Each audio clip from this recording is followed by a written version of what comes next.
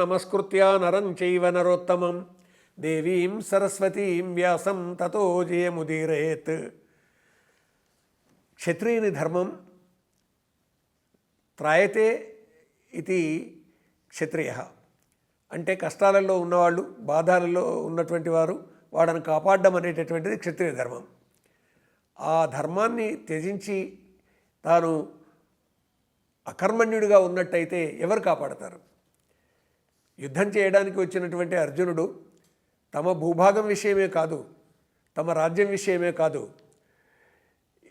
ప్రజానీకానికి జరుగుతూ ఉన్నటువంటి అన్యాయాన్ని కూడా మున్ముందు అంటే తాను రాజ్యపాలకుడు అయినాడు, లేదా తన అన్నగారు ధర్మరాజు రాజు అయ్యిన్నాడు, ఇవన్నీ చూడాల్సే వస్తుంది.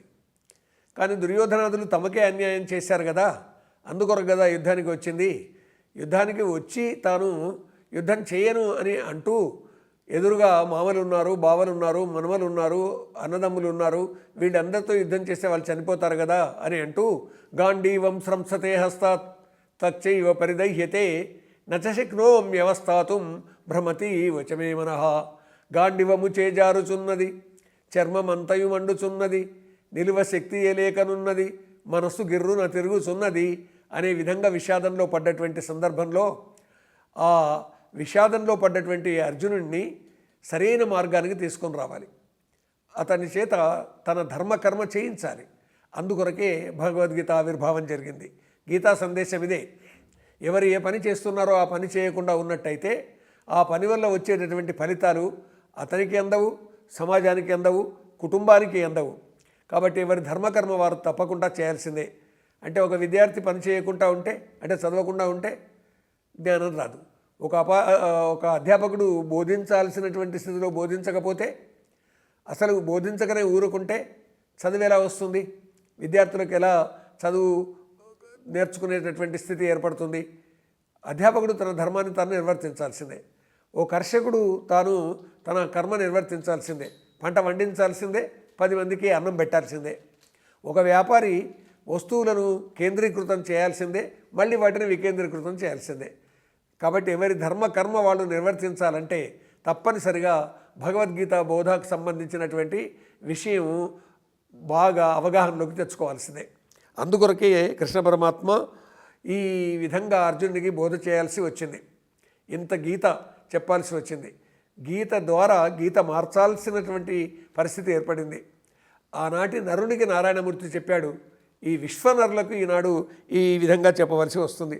అందుకొరకే అర్జునుడు విషాదంలో పడి చివరగా తాను చేసినటువంటి పని ఏమిటంటే ఏవముక్త్వా అర్జున సంఖ్యే రథోపస్థ ఉపావిశత్ విసృజ్య ససరం చాపము శోక సమ్యగ్నమానస.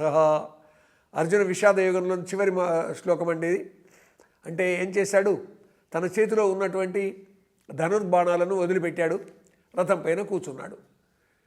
ఇప్పుడు నాగలి బట్టి భూమిని దున్నాల్సినటువంటి రైతు తాను నాగలి మీద కూర్చొని లేదా భూమి మీద కూర్చుంటే భూమి దున్నేది ఎవరు?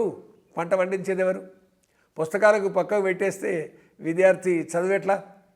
ఎవరు ఏ పని చేయాలో ఆ పని చేయకుండా అకర్మణ్యులైతే, అంటే పని చేయకుండా ఉంటే ఏ విధంగా ప్రపంచం నడుస్తుంది? దేశ భద్రతకు ఉన్నటువంటి జవాన్ తాను భద్రతా విభాగాన్ని చూసుకోకుండా సరిహద్దుల్లో తాను ఏ దురాక్రమణదారులో, ఏ చొరబాటుదారులో ప్రవేశించకుండా తాను బాగా పరిశీలన చేస్తూ వచ్చేవాళ్ళను చూస్తూ ఎదుర్కొంటూ దేశాన్ని కాపాడాల్సినటువంటి స్థితిలో ఉండకుండా తాను చప్పుడు కాకుండా కూర్చుంటే ఎట్లా ఉంటుంది? సరిగ్గా అర్జునుడి పరిస్థితి అది. కాబట్టి ఎవరి ధర్మకర్మ వాళ్ళు చేయాలి. అందుకే ఇక్కడ విషాదంలో పడి తాను ప్రజ్ఞావాదం చేస్తూ నేను యుద్ధం చేయను అనేటటువంటి విధంగా మాట్లాడి, ఒకవేళ ఎదురుగా ఉన్నటువంటి కౌరవులు అంటే తన బంధువర్గం భీష్మ, ద్రోణ, కృప, అశ్వత్థామ మొదలైనటువంటి వారు, అంటే మామలు ఉన్నారు, తాతలు ఉన్నారు, మనవలు ఉన్నారు, గురువులు ఉన్నారు, వీళ్ళందరూ ఉన్నారు, వీళ్ళు నా పైన దాడి చేసి నన్ను చంపినా సరే నేను యుద్ధం చేయనన్నాడు అంటూ అంతటి విషాదంలో కళ్ళలో నీళ్లు తెచ్చుకుంటూ ఆ విధంగా రథం పైన కూర్చున్నాడు. అలా కూర్చున్నటువంటి అర్జునుడి ఇది జీవుని వేదన. ఏం వేదన అంటే బాణాలు వేసినట్టయితే, అస్త్రాలు ఉపయోగించినట్టయితే చనిపోతారు. చనిపోతే ఏమవుతుందని చాలాసేపు వాదన చేశాడు. ఏమవుతుంది? చనిపోయినట్టయితే ఆ చనిపోయినటువంటి ఈ యువకుల యొక్క భార్యలు, యుద్ధంలో పాల్గొని చనిపోయినటువంటి వాళ్ళ యొక్క భార్యలు, తల్లిదండ్రులు, వీళ్లకు అన్నం పెట్టే దిక్కుండదు అన్నాడు. అన్నం పెట్టే దిక్కుండదు కాబట్టి అనేటటువంటి భావన ఎప్పుడైతే కలిగిందో అది ఒక విషాద యుగంలోకి వెళ్ళిపోయాడండి అర్జునుడు. కాబట్టి ఆ అర్జునుడిని తన ధర్మకర్మ తాను చెయ్యాలి అనేటటువంటి విధంగా ప్రేరేపణ చేయడమే భగవద్గీత చేసింది. కృష్ణ పరమాత్ముడు చేసింది ఇదే. కాబట్టి కర్తవ్య పథం మీదకి మళ్ళీ తీసుకొని రావాలి అర్జునుడిని అని అనుకొని కృష్ణ పరమాత్మ ఈ గీతాబోధ చేశాడు. శరీర అవయవాలు పని చేయకుండా ఉంటే శరీరం నడుస్తుందా? కళ్ళు పని చేయకుంటే దృశ్యం కనిపిస్తుందా? ఆలోచన లేకపోయినట్టయితే ఈ జ్ఞానం అనేటటువంటిది కానీ, తర్కం అనేటటువంటిది కానీ, సత్యం ఏదో తెలుస్తుందా? కాబట్టి శరీరంలోని వివిధ భాగాలు ఎలాగైతే పనిచేస్తాయో దేశంలోని వివిధ వ్యక్తులు తమ ధర్మకర్మను తాము చేయాలి. కానీ విషాదంలో పడ్డటువంటి ఈ అర్జునుడికి కృష్ణ పరమాత్మ ఏం చెప్తాడో మున్ముందు మనం తెలుసుకుందాం. నీ ధర్మకర్మ నువ్వు చెయ్యి అనేటటువంటి విధంగా ఎట్లా బోధిస్తాడో అనేటటువంటిది మనం గ్రహిద్దాం.